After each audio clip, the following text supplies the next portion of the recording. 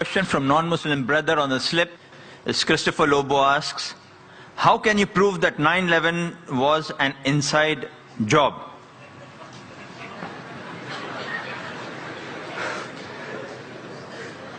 Brother Lobo has asked that how can I prove 9/11 was an inside job? I've got the proofs, I can repeat the proof, it has been proven by other people. Just a few days back, there was an article that came in the newspaper that 75 professors of US, they say, they believe that 9/11 was an inside job. And in the article, it was mentioned, it came in Times of India, I think on the 7th of September.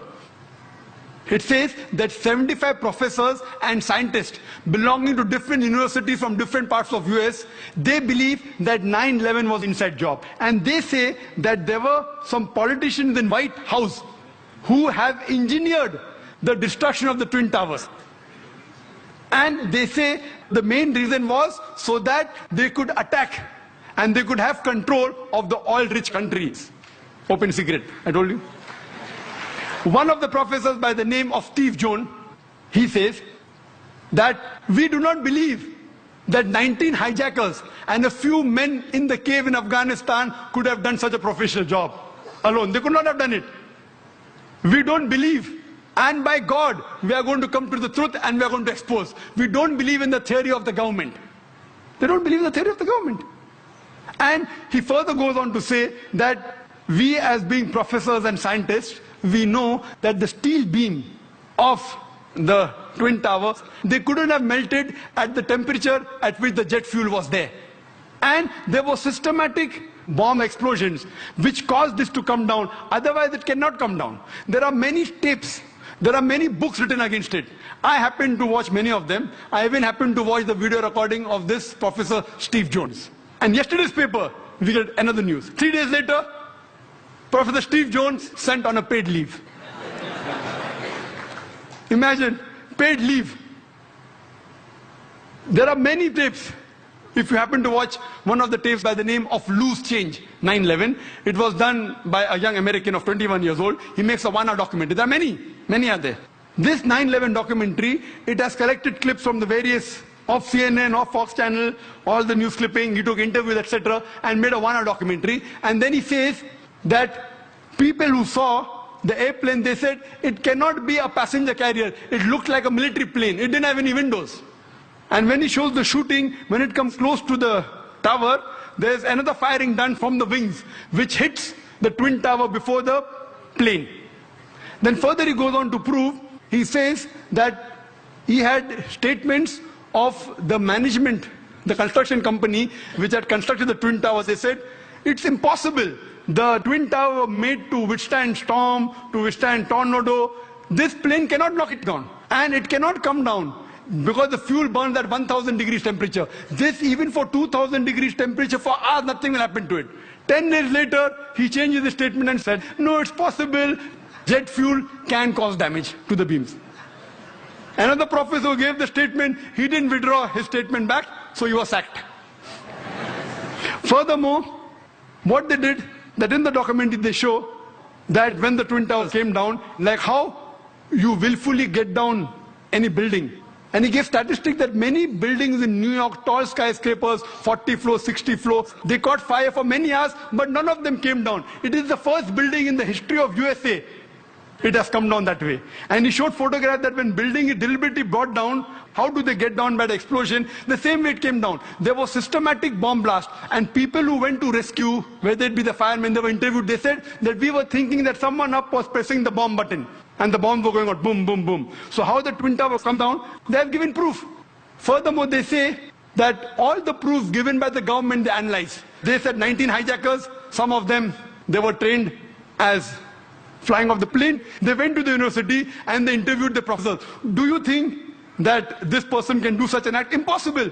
The way the plane took a turn, and I have personally spoken to senior pilots who have flown big Boeings and Airbuses for several years. They said it's impossible to take such a turn.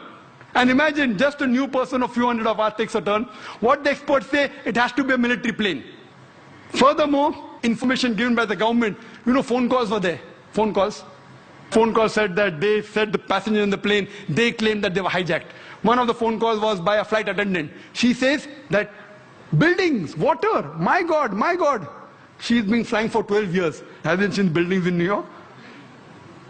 Another person, he says, Mom, this is Mark Bingham. Mom, can you hear me? We are being hijacked. Do you believe? The question to be asked, if I'm going to speak to my mom, I will say ذاكر. I'll not say I'm ذاكر Naik speaking. He said I'm Mark Bingham. Mom, I'm Mark Bingham.